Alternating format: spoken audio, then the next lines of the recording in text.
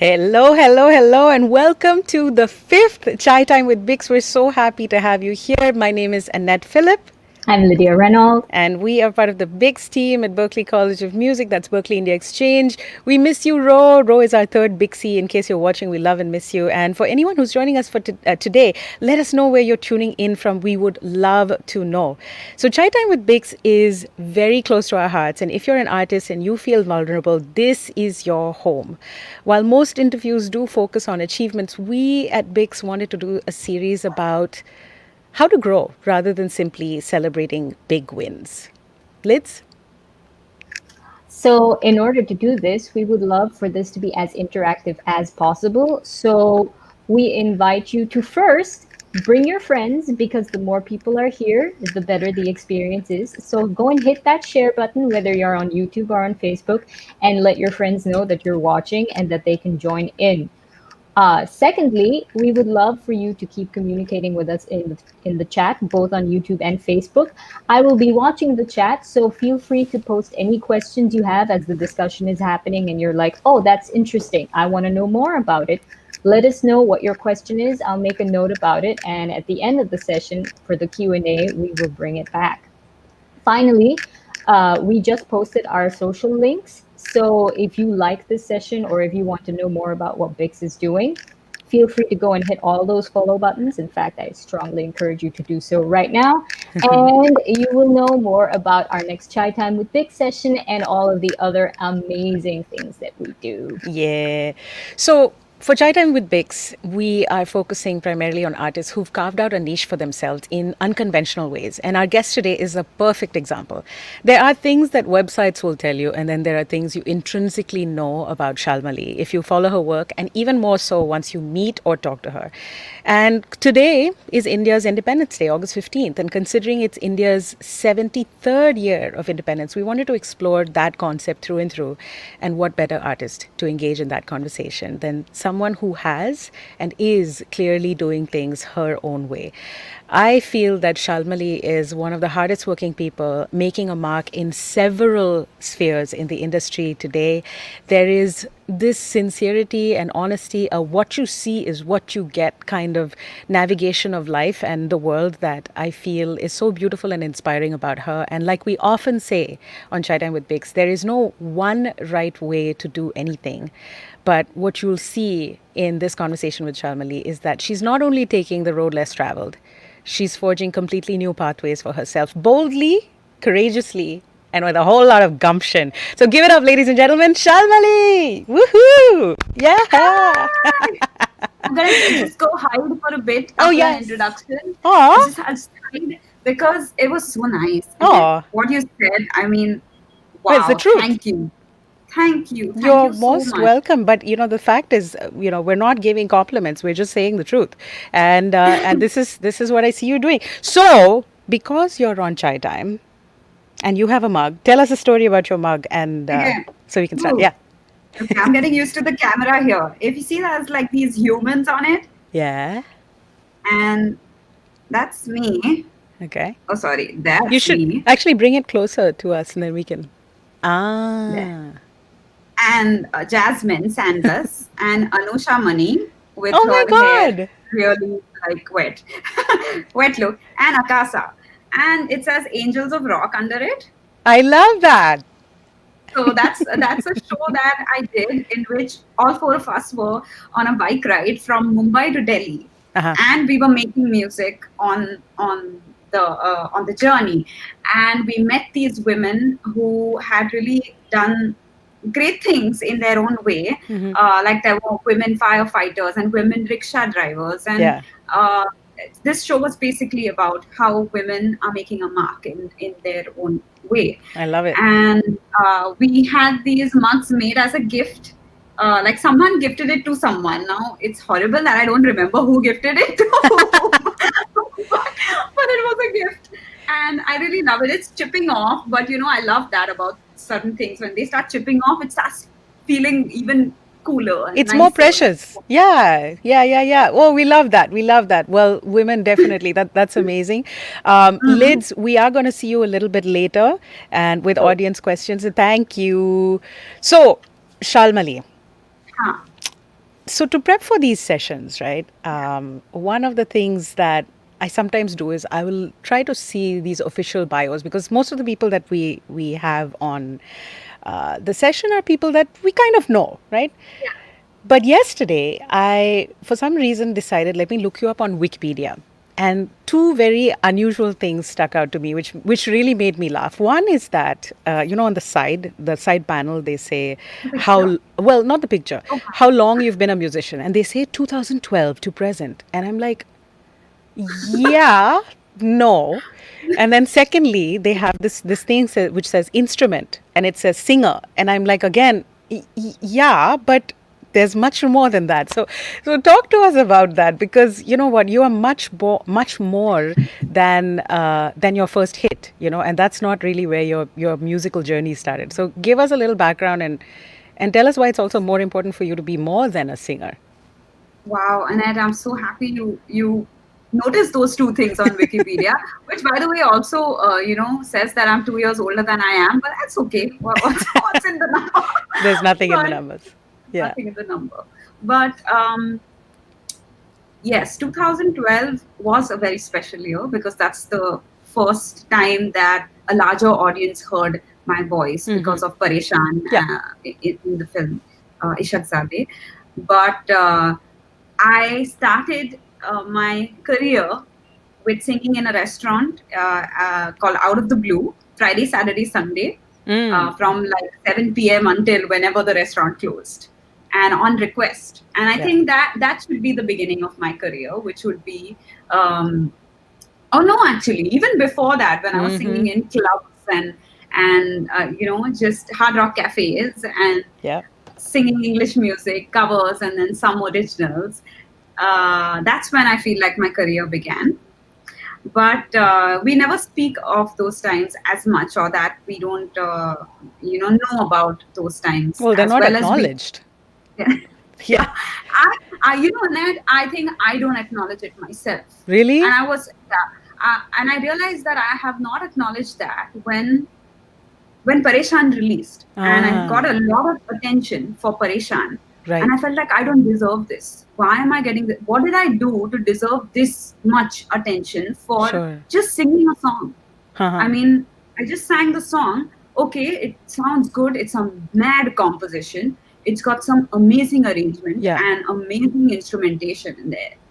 But nobody else is being spoken about as much as the singer is being spoken about. And it really ate me up inside.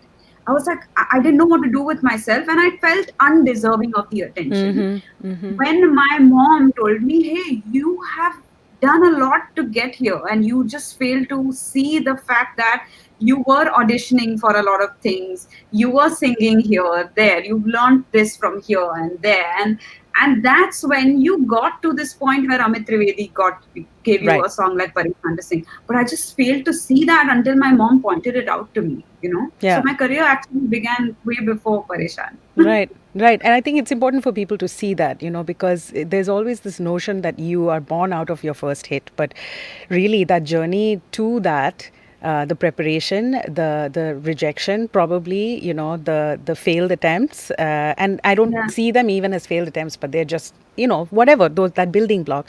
The yeah, second thing I want to talk about is, instrument singer. And I personally, from just knowing you and also just watching you, I think that you're much more than a singer, and I think that you're also very intentional about growing holistically. So talk to us a little bit about that, because I think a lot of musicians feel like they are one thing and they yeah, must do that well, and that's a beautiful yeah. thing. And Yes. And yes. So I actually incidentally really cringed when it comes to what do you do? Are you a singer? yeah, Yes, I do sing. I do sing. I will not deny the fact that I sing. But I'm a musician. right, And I love the sound of that. I love the sound of the fact that I'm a musician who doesn't only limit her career to going in front of a mic and singing or interacting with the audience between songs and being the front man of a band, but also taking interest in what the arrangement of a song should be, or whether it should just be done a cappella, or what chords are being played where, or how it can be rearranged, or learning an instrument just so that you can communicate better with your band.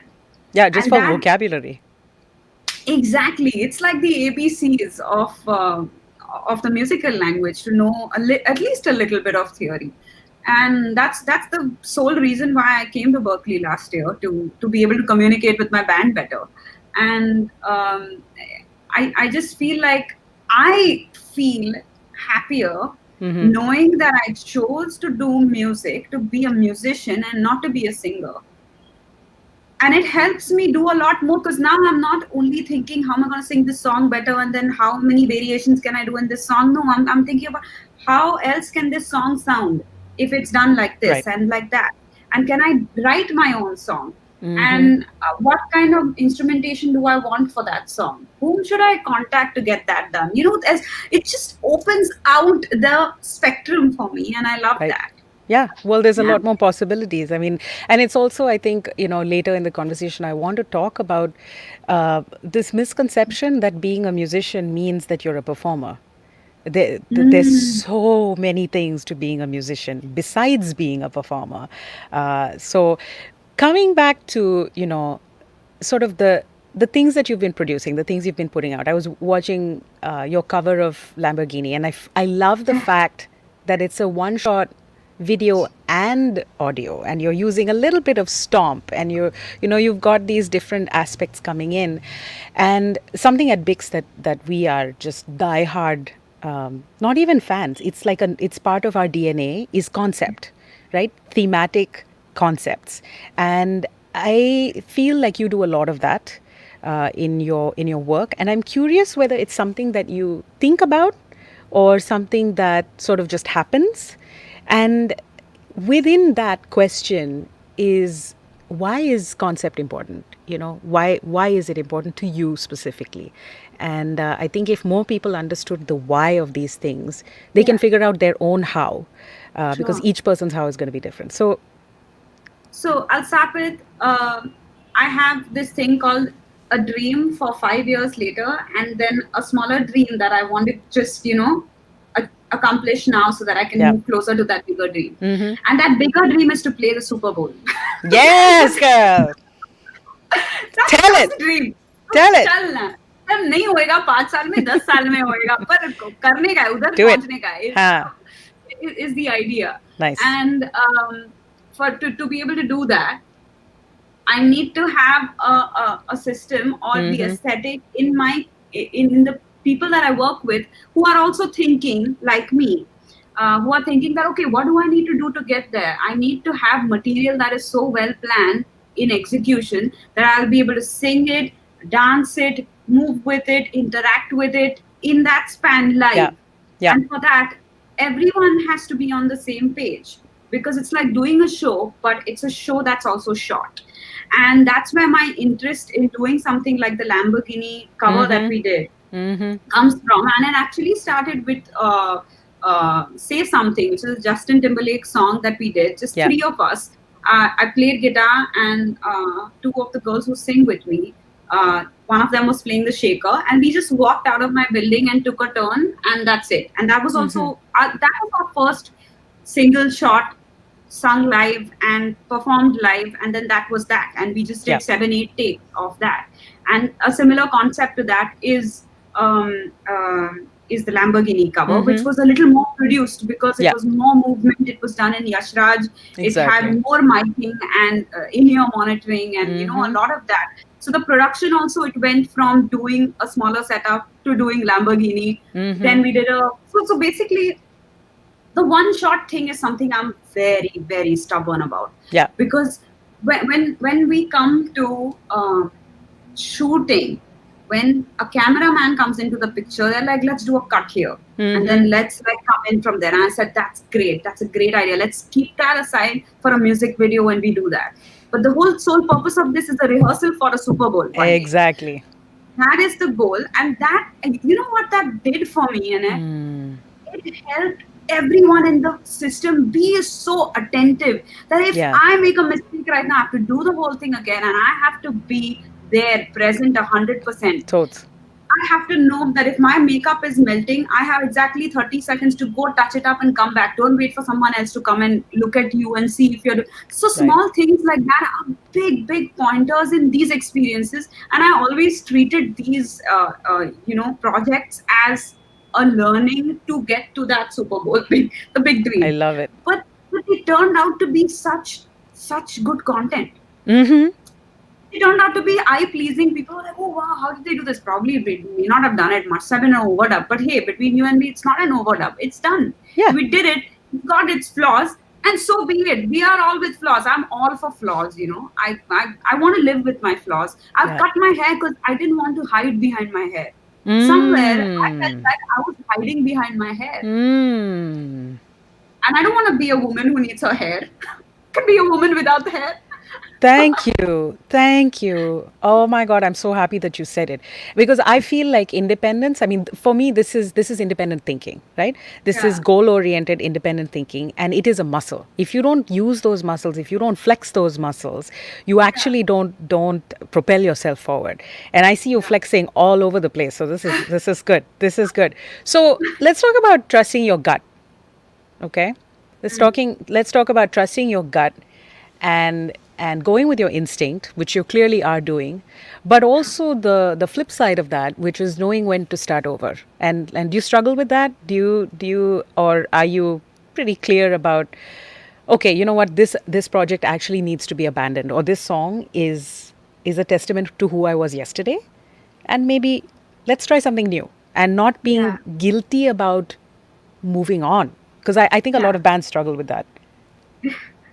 Okay, I'll come clean. I'm not very good at it. And I think if there's money spent on it, Yeah. then I feel like no, I must, stick with this, and at least till it's paisa vasool time. And then you can and then I can move on from it. That's honestly how it is. But I find it very difficult to let go of something that I have worked on or spent time over. But it is the more rational thing to move on to something that can be much better than to spend time on something that's clearly not working. And it's not only for yourself, but also for the people who you're working with. So I've had this one experience in which for the first time I got a producer to produce music for the band. Okay. And it was good. No doubt it was good. But it Yeah. was very different from the aesthetic of the band. Right. And who's going to play the music? The band. Exactly. And the producer is not going to be on the show to play the instrument or do anything as such. But the band sort of found it a little difficult to stay with that arrangement, and it was really like against the force, like against the tide. And I could feel that, but I didn't want to come, face to face with that fact until like one of the band members said that, Shal, can we like do another arrangement like how we used to, or like something different, but Yeah. let's I don't know. I mean, I'm not really feeling it. And I was happy that someone from the band said that, Yeah. because we hadn't had that conversation. Mm-hmm. It's uncomfortable to have that conversation. It It's is. uncomfortable to tell your band member that, hey, don't play that note there, or don't play this pattern.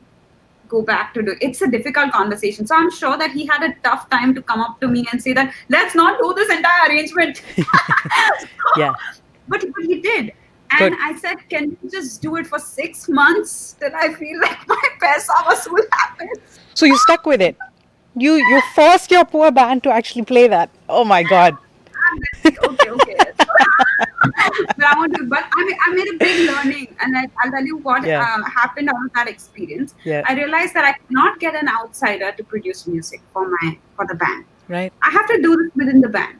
I have to do this in a way that if I want a produced set, which I again got very fixated with, and I have come out of that. I want to talk about that too, by the way. Side note. Sure. So, so what we decided is that some songs are guitar songs. They just intrinsically feel guitar songs. Some sound like piano songs. And we started designating songs or medleys to people in the band, saying, hey, you want to take this? Produce it. Like, you do it your way. I took some songs and said, I'm going to produce these and bring it to the next rehearsal. Right. And that got a sort of involvement from the band and initiative and more, Well, there's a sense of ownership. Yeah. Yeah. Oh, that's great. That was a great solution. Yeah. So we had Yeah. the production bit and we had a good ownership. So that was... I love that you still force them to play it for 6 months. Money hurts. Spending money and then nothing happens with it. I don't know. I have to come up. It's someone might say it's your middle class mentality, but so be it. It's there now. I love that. So I'm always curious about this. Are you a Horlicks or a Boost or a Complan girl? Because you're so driven. I mean, for me, it was always Horlicks at home. What was yours? Bonvita. Oh, so nice. So nice. Bonvita. Okay. Totally random. But I was feeling that. Okay. So actually, this is a good segue. You talked about sort of this two aesthetics that are not gelling together. And I'm very curious about the role of resistance in art and also in artist's career or a person's journey, because there's internal resistance that I think we all have.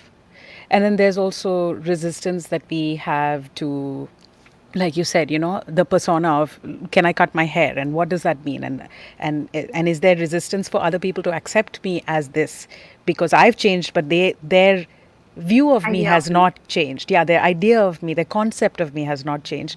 So how do you circumvent resistance? And specifically, if we stay with the band thing, because I think that's really interesting, how your band has also evolved and what resistance you face in the new evolution or the evolved version of your band. I'll take you through the evolution of my band then. Okay. It's a fun one. Okay. So when I started, it was Ramon Ibrahim who used to play keys and he used to also trigger Ableton tracks, and we were 2-person band. Yeah. That's how we started. And I was like, I want to have a band. I want to play with a band like how I did in college. And all these are like senior musicians to me.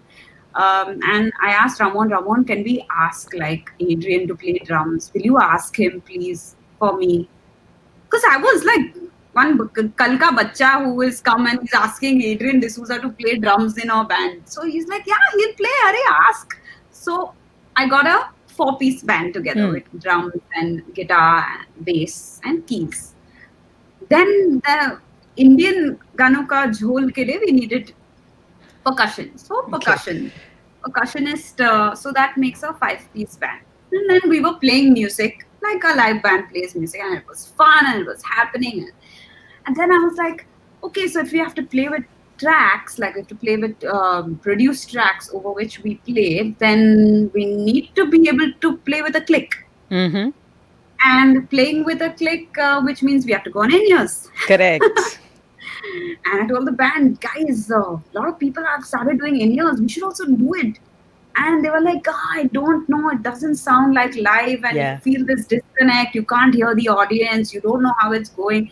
So I said, okay, let's do a trial. If after this trial it doesn't work, I'm not gonna force anyone. I'll just wash my hands off. I'll also sing the way you want me to sing.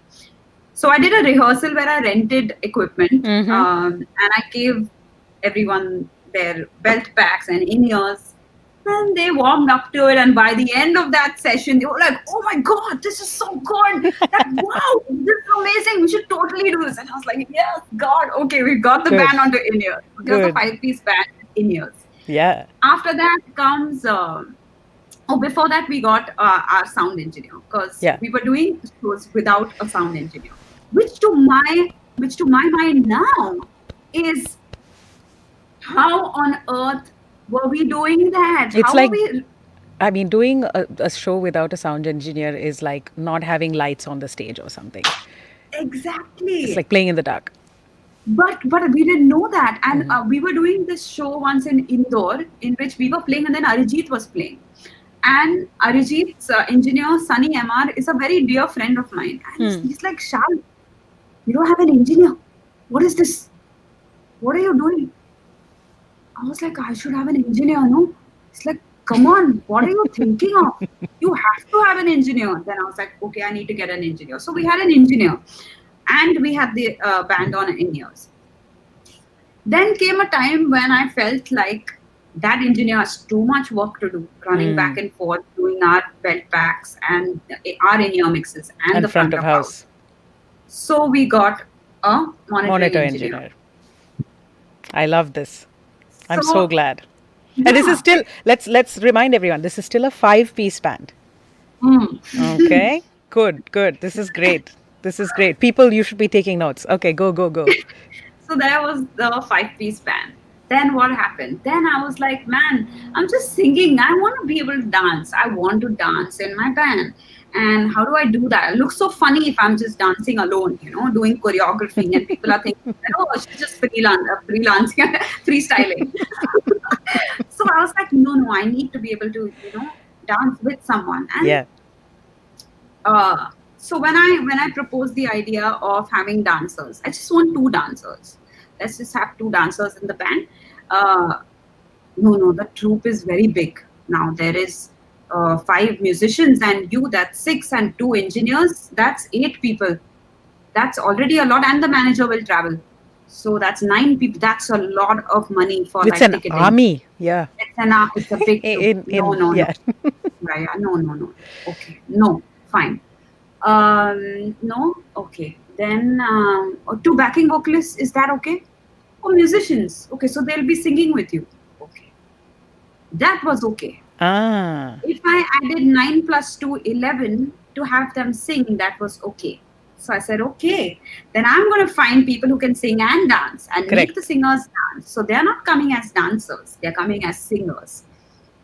And that was acceptable. And there began this beautiful journey of training myself and a bunch of other people, like-minded people who probably, and this is what I intended for them also. When I held these auditions, which I first announced on social media, saying I'm auditioning people who can sing and dance, and there'll be a separate, you don't have to do both together. You're not expected to do that. I can't do that together myself. I didn't tell them that, but I couldn't at that point. And I had to learn to do that myself at that point. Right. And why do it alone if you can have other people to do it with you? So when I held these auditions, I had them sing separately and dance separately. Pick up choreography in a 3-hour session, and pick up harmonies, be able to sing solo and sing harmonies. Right. And that's how I picked 4 people.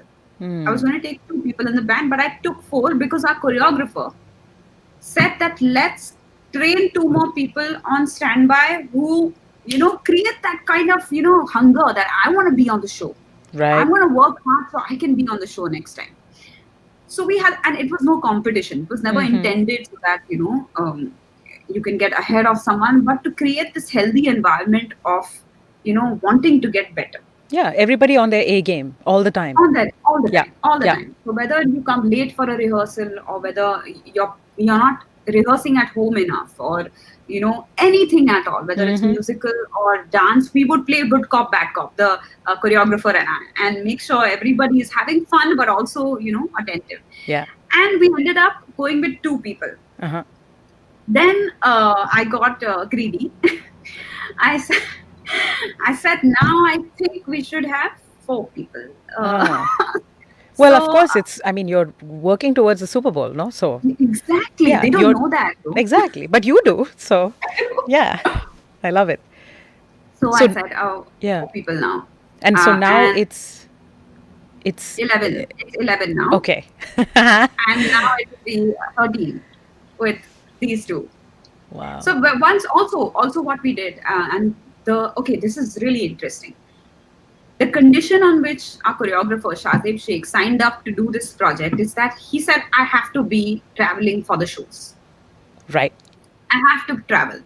I may not have an active job to do, but he ends up doing so much more than just, watching the show. He said that I cannot fix the show if I can't watch the show. Thank you. Yes. Also, So every stage is different. So blocking has to be slightly, yeah, yeah, different, yeah. everything. So he's like the director of the show, the visual director. Mm-hmm. And he said, I'm going to watch the show every time we do it and make sure that when we go back to rehearse in Mumbai, I know what to fix and what to change. Where you're going out of breath, what I need to fix, and for that I need to travel. You cannot come back and tell me, oh, we can't do this here and we can't do that. On that condition, I will do this project. And I thought about it and I thought, oh my God, how am I going to convince the booking agents Right. that this is another person who I don't know how to explain what his job is to them, because to Uh-huh. them it's like I have to It's spend just money another on tickets. body. Yeah. Yeah, but I said it just make it happen. Cut my fee, give me less money, and just make this happen. Like make that adjustment happen, because and these are things that I don't know, like in the longer run, if this is going to have bear any fruits, but it made me happy to know that we made this happen. Yeah. So now there were not 11 but 12 people, counting the choreographer, because as soon as the backing vocalist started coming who danced, the choreographer also started traveling. Correct. Right. Then plus 2 happened, so then we have 14 people in, Right. in the band. That also happened because Yeah. they realized people, once they see things, everything changes.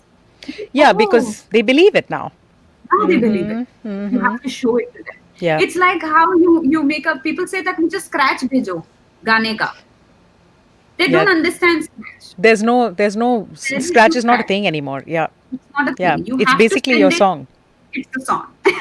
That's when people know that, okay, this is what it's going to sound. Yeah. You cannot imagine. I don't Exactly. blame them either. Yeah. So I said, I have to feed you my idea of a show for you to buy it.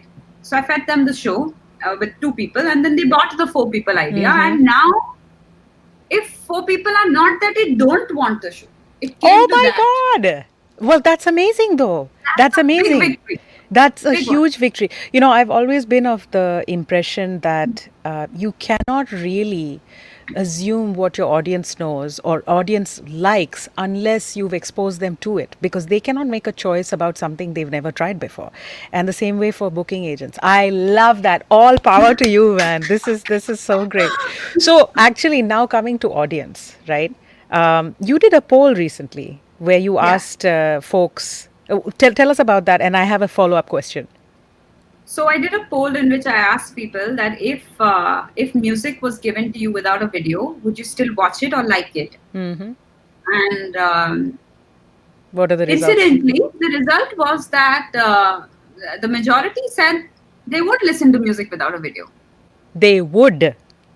They would. They're lying. All these Yeah. people are lying. I mean, it's Well, it was a 60-40. So 60 said they would listen without the video, even if it didn't, yeah. But I would love to believe it. I mean, I think that we have all put out many things without full videos, and the engagement level is so much less. And related to that, right?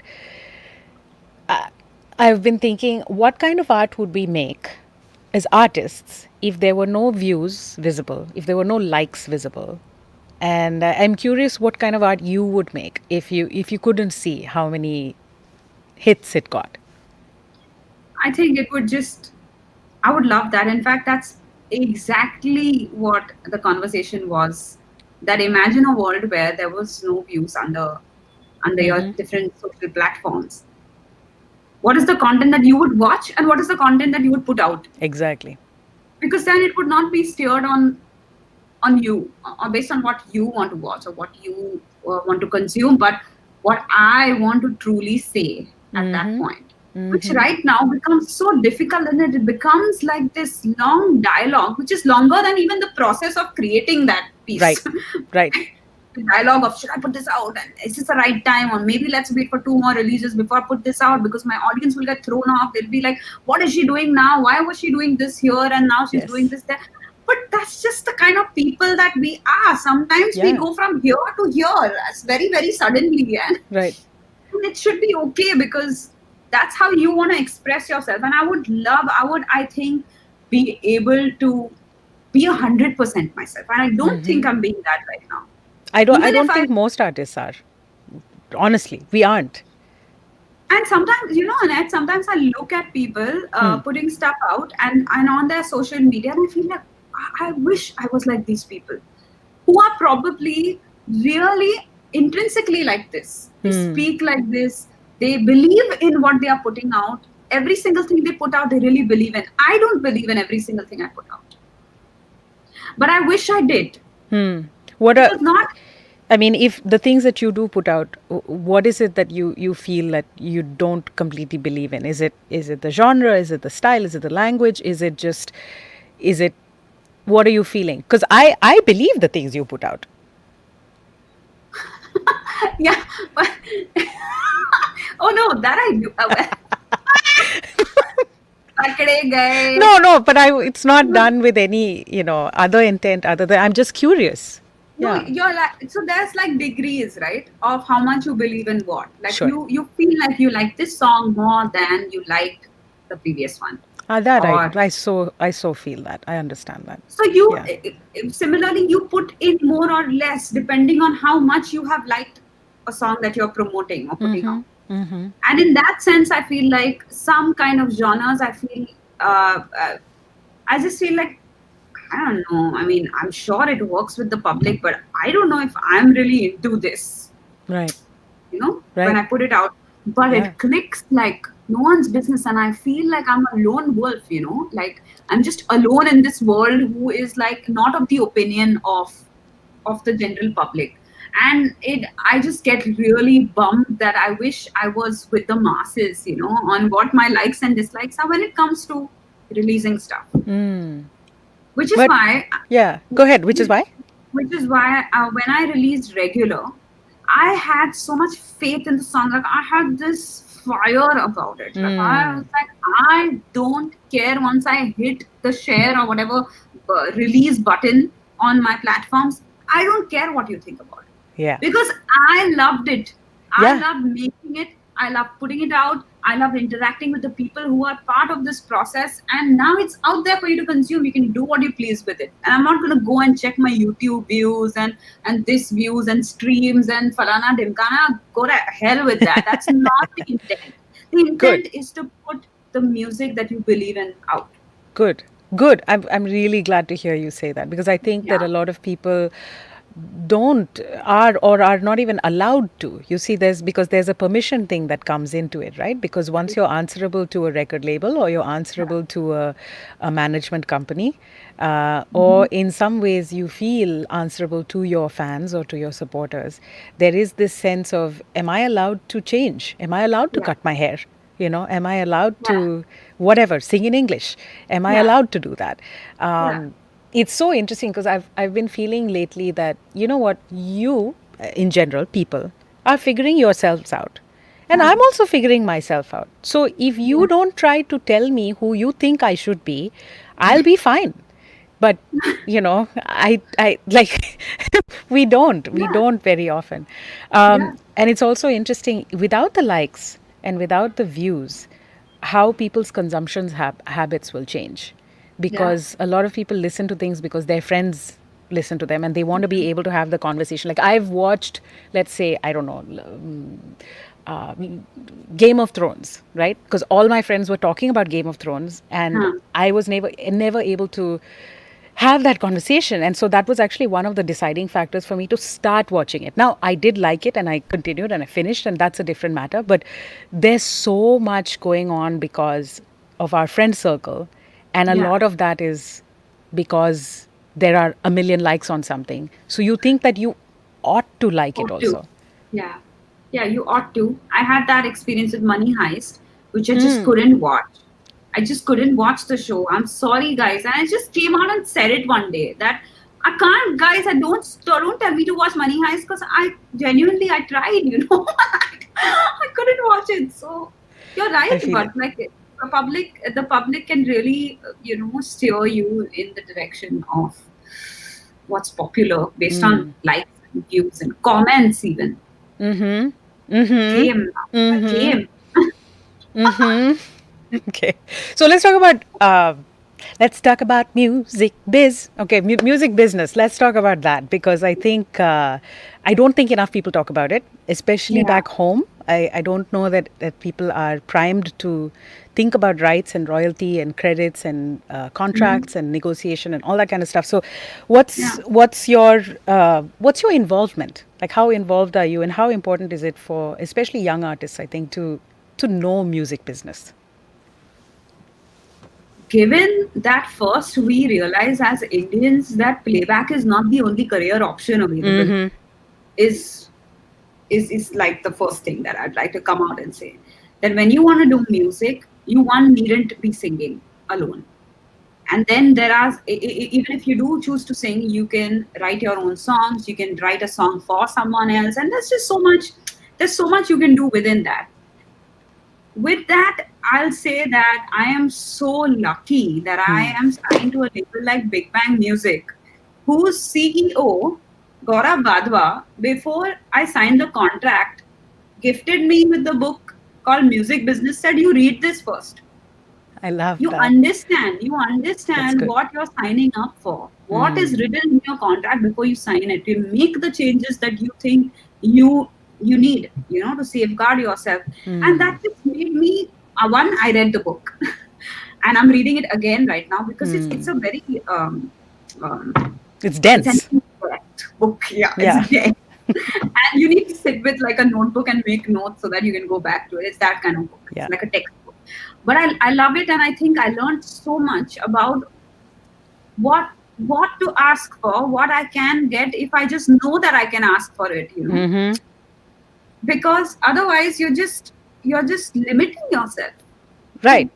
to what you can do with your music. Like I realized very recently that okay, I sing and I've sung songs written by others, but now that I'm doing the music for a film, I just finished composing music for a Marathi indie film. That I seek more joy in making other people sing the song that I've written. Makes me a songwriter, Right. but I just didn't know what the whole business aspect of it is. Like how what do I do now that I have this music? Do I go to a label? What are the rights that I have over the music? Who owns the music? How the royalties come in? What is recuperation? Let's recuperate the money. What is that? Like who's giving me the money to start? There's just so much Yeah. that we ought to at least know a little bit about, at least the surface of it. And because of reading this book, and I'm sure there's a lot more books and courses that one can do to equip oneself of the kind of association you want to have with people or with the labels that exist, because otherwise you just get manhandled, Well, you sign your life away. literally. Yeah. And you can make gold. Like you can have a song that will last a long time, long after you're gone. But you will not get the due for that song, and that's a scary thought. Yeah. Music business, I think it's something that at least you should do a side reading of it. Like when you're going to sleep, read one paragraph, read one chapter, that easy reading, but still at the same time there's some food for thought. I think Right. it's very important right You now. know, and I mean, even outside of reading, let's say a textbook, which I'm really happy that you're doing, it's great because in-depth research is really how you can grow and you understand perspective. But there's a dime a dozen videos out there about Oh, yes. monetization, about rights, about great contract negotiation, and I'm sure you negotiate or someone negotiates for you even when you do shows. And I Yeah. think for me, I remember growing up, the primary thing, and this was on all levels. It was even in terms of mixing, right? Let's say something's getting mixed and mastered. Correct. Realizing my right as a creator to have A, an opinion, and B, request that the opinion be looked at and the work be altered based on my opinion, and Yeah. having the again the courage to say it, but again needing the vocabulary to be able to say it well. And that goes whether it's mixing mastering or whether it's contract negotiation. Just knowing your rights is so great. So kudos to you for reading and Yeah. to educating yourself. And actually, based on that, something that I was so so happy to see you specifically do is your, I think, your willingness and your passion to grow. And something that we see a lot is when someone is established, they're comfortable, and they know that if they simply recycle or regurgitate, there's content for eons, right? The second aspect of this thing is, besides the comfort level and knowing that what I'm doing is working, is also there's so much competition that some people, buy into the fact that there is competition in an industry, that if they leave, they're worried about out of sight, out of mind. If they leave, they're worried that, oh, someone else is going to replace me, so I cannot take the risk of taking time for myself. Yeah. Yeah, yeah, I had that. I had that fear. I was also doing so many shows at one point because I felt like, oh, I'm getting the shows, I should do all of them. Mm.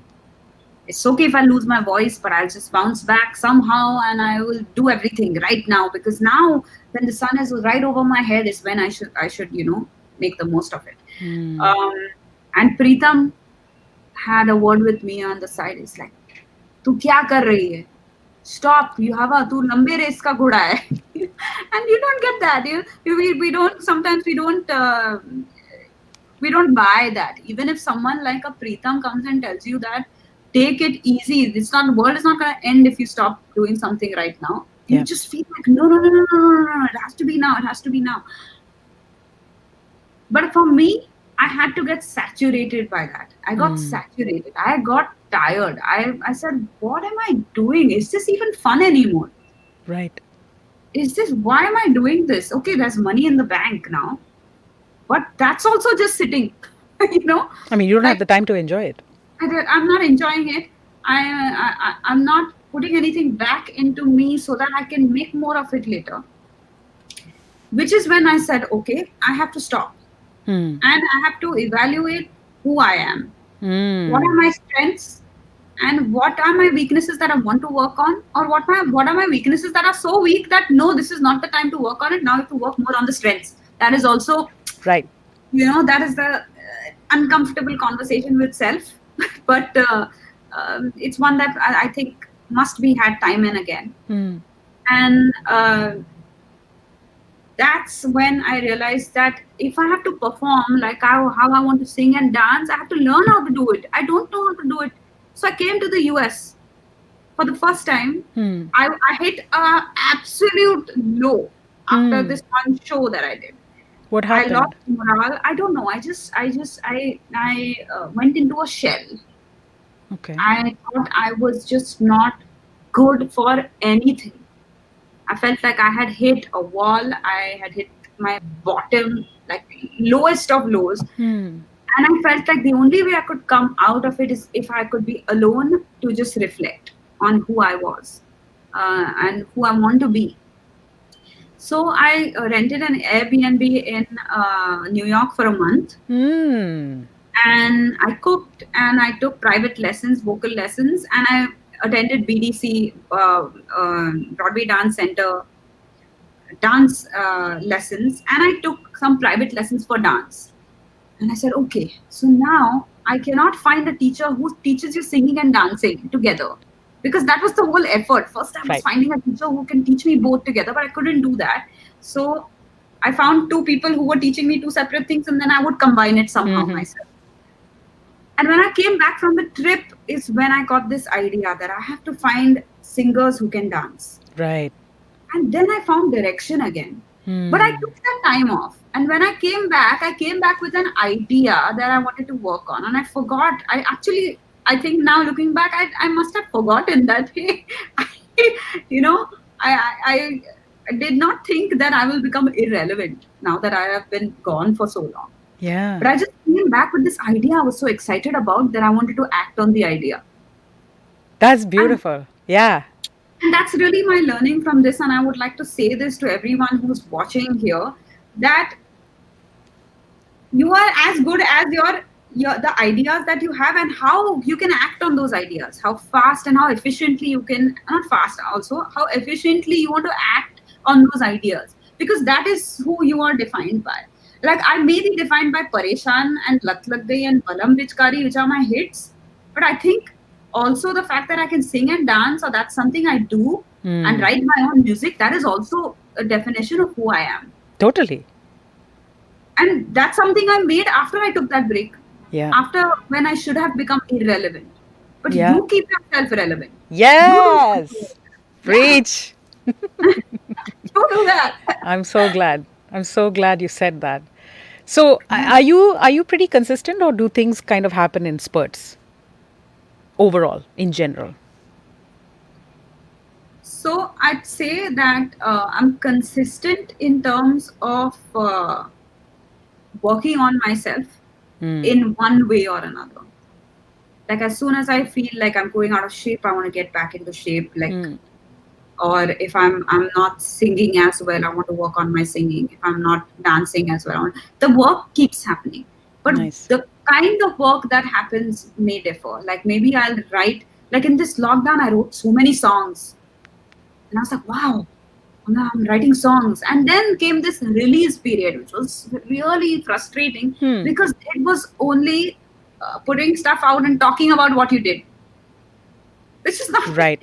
Well, yeah, the promotion, the marketing of it, yeah, takes over everything else. And I just lost rhythm. I lost my Yeah. writing rhythm. And that's the conversation I was having with my partner right now. Saying that I have to get back to writing again, and I don't want to think about, I have to put this post out at this time and interact and do this, that. So that happens in sports for Right. me. Yeah. But I wish and I want to make some kind of I'm a big scheduler also. Like I love everything that happens in a timely way. You wake up at this time, do this, blah, blah, blah. Yeah. But I want to make that schedule for Yeah. writing and creating. Yeah. Actually, it's good. I think I needed to hear. There's something unrelated that you said, which was very good for me today. Thank you. Okay. So, what do you do to take a total break from music? I know that you love peeling garlic, which you were Oh, yeah. doing that day. I was so happy I to just know feel about some that. more today. It's so nice. Though So when- garlic is not my thing. I think garlic is Lydia's thing. But yeah. But you get these peeled garlic and like all this stuff also. But I'm like, no, I'll get the normal garlic. I'll peel it myself. It's actually good. And it's very calming. It's very, very calming, and it's very good for our brains. I think a lot of people also feel guilty from taking a break from their craft, so to speak. And what do you do? What do you do to stop? Because I have days where I don't want to listen to any music. I just want silence. Yeah, my God, even I have that. I have that quite a lot these days, especially. But so I love like reading and just being by myself. Cooking has become like a very, very, very central part of my day now. And I used to not be able to cook at all. From there to be able to cook well, and then like farmaish and all is happening. Please make this today. Please make that. So, which is amazing. Good. But again, one hobby of mine, which is very dear to me because it involves creation again, is knitting and crochet. Knitting. Oh my God. Show. Do you have something you can show us? And Lots of Lydia, things. actually, I'm going to bring Lydia back on screen because she is also into knitting. Huh. Lydia, why you didn't tell me this when I met you? You could I have done so much. But I yeah, I it I was don't know. short. It's heritage from my grandmother. I never think about it. Oh, how nice. I wish I had learned it like that, from my grandmother. Oh, When my brother was having his first child is when I was like, I have to make something. So I started knitting, and then now I'm knitting now I forever. Oh, love that's that. amazing though. I I'm just love gonna that.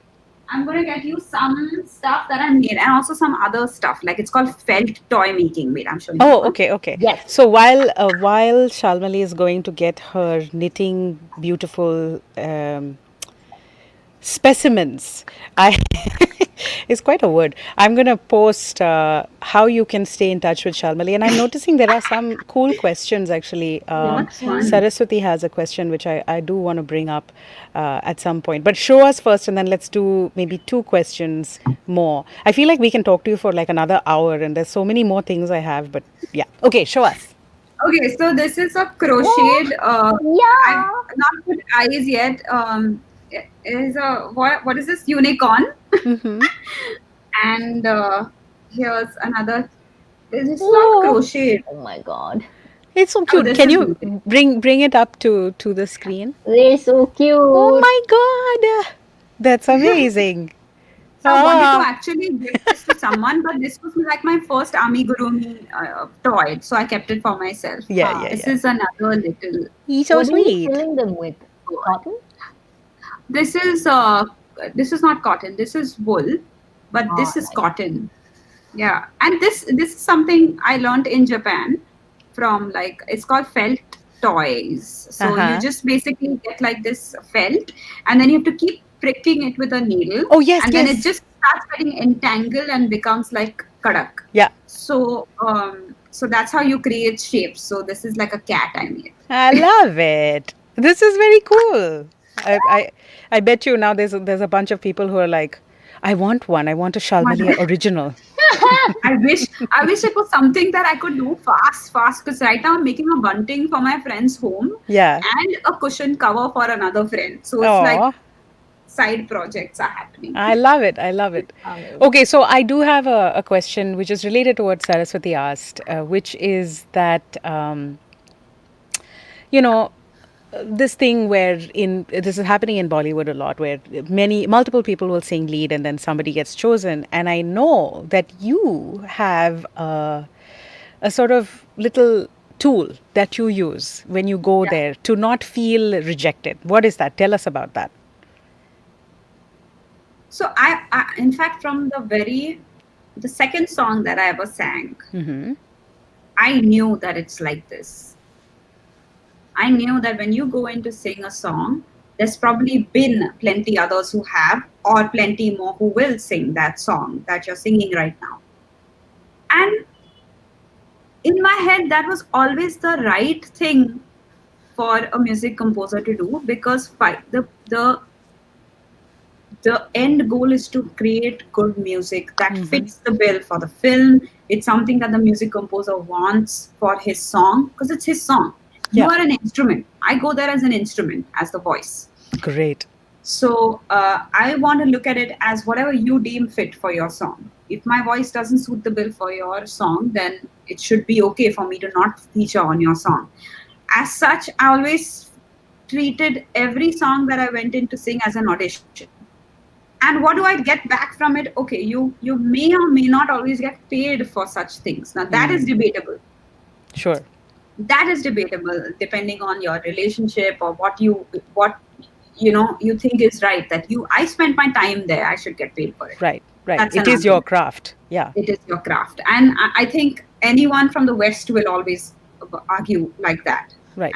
But also, you even here there are people who argue that point. To me, I took away that experience.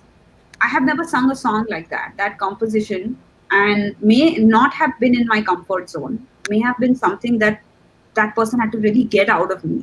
Try it like this, try it like that. Use this voice, use that voice, and that experience is something that I cannot get anywhere else because he thought of me and tried to call me and made me sing that song in his studio, spend money on the studio, whatever it Right. is. Right.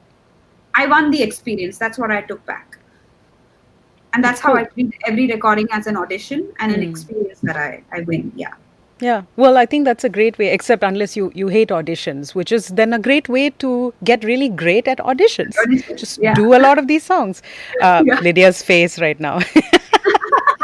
Yeah, Lydia, I don't like auditions. Yeah, well, that's another skill. That's a mad skill to have if you can go into a place and just be yourself and give whatever it is that you think. Something happened to me lately where I was lead singer for and this is, I know that I'm the lead singer, right? So it's not even like your situation where, okay, it might be, it might not be. So here's a project that I know that I am being called in because it was something in Sanskrit and it was a Japanese company, and it was so high that it was really not in a comfortable place. And so I did the best that I could, and then finally, like I just was like, okay, I don't care anymore. I'm just sending it. I'm just going to send this Pro Tools session. It is what it is. They probably hate it. I'll suggest somebody else. They came back and they were like, oh, it's very good. So you're on, and let's do the final takes. So then I really spent my time doing the final takes, and I warmed up, really well, and I sang it like midday and all that. When I Yeah. sent them the final takes, they were like, yeah, we like the demo better. And I said, yeah, but it's all over the place. It's like pitchy. And it's like, yeah, but in this scene, in this movie, why we picked this is because you have angst. And for me, the angst that they heard was my inability to sing it well. Wow. And I was like, wow, you actually accepted the broken bits of me, because the reason that I'm having some of these issues was because I'm still recovering from a vocal injury.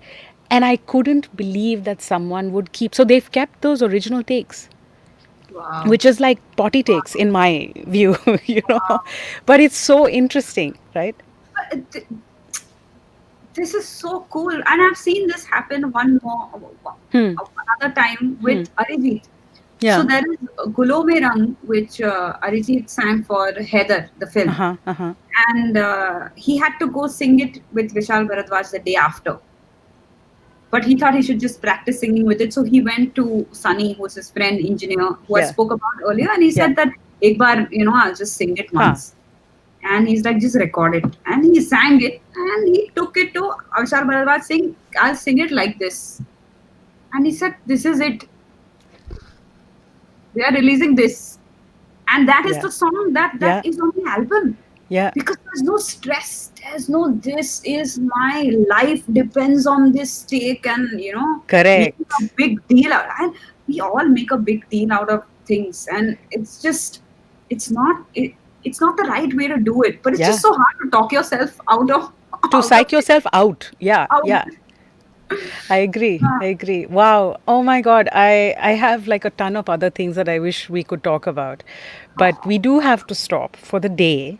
Maybe we can have a Shalmali part two. Yeah, in your many, many steps to the Super Bowl, which I believe is going to happen. I love that you do. I love that you're thinking that. In fact, you and I should talk because BIX, next year is our 10th anniversary for the Indian Ensemble. And I've been telling Lydia and Rohit for at least 3 years, I want to do a stadium show. That's it. I don't know how, but we'll do a stadium show. Right now, Corona, COVID situation, so we don't know if stadium's going to happen. yeah, But maybe it'll be 2 years down the line. But there will yeah. be a stadium show. So, yeah. Yeah. Let's just, I'm coming. I'm buying tickets now. no, let's come do something with us. We Yeah, can do, because you have stadium to. show is a great way. I mean, Super Bowl, stadium show. Yeah, we're all connected. Exactly. Okay, good. Absolutely. Oh All man. right.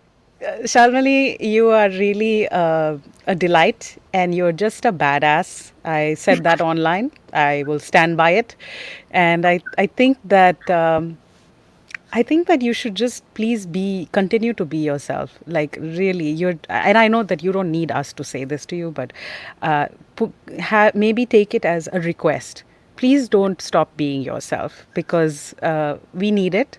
Yeah. And you're very hip and very cool and very hardworking, and you're inspiring a lot of people, including us. And yeah, go out there and rock it, man.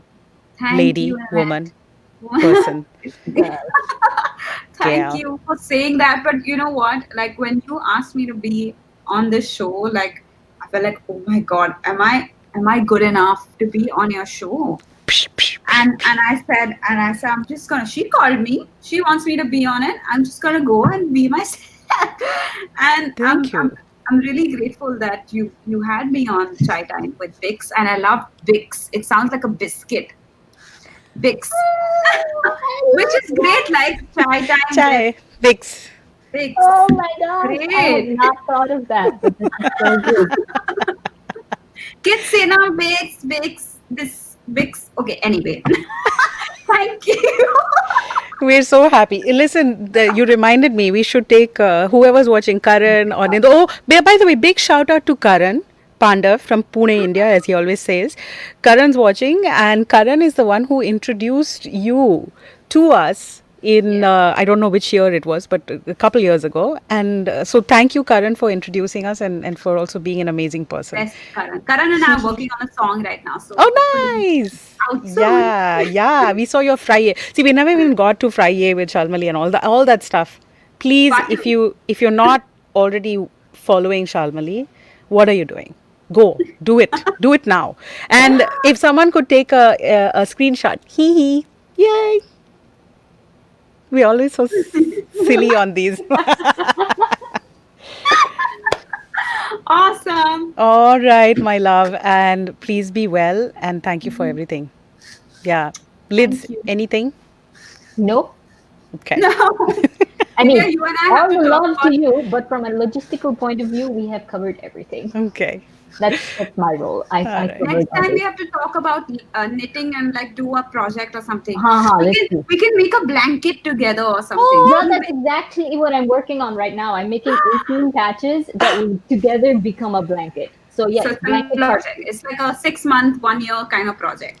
Correct. Long I've one. been at it for months. I like this. This is remote collaboration. Yes. All right, beautifuls. So, thank you everyone for joining, and please share this and please do follow Shalmali. She's amazing, and let's show her some love and support the work that she's doing, and also keep making art, getting out there and just making stuff. See, even my lamp agrees. Okay. All right. See you. Bye. Bye.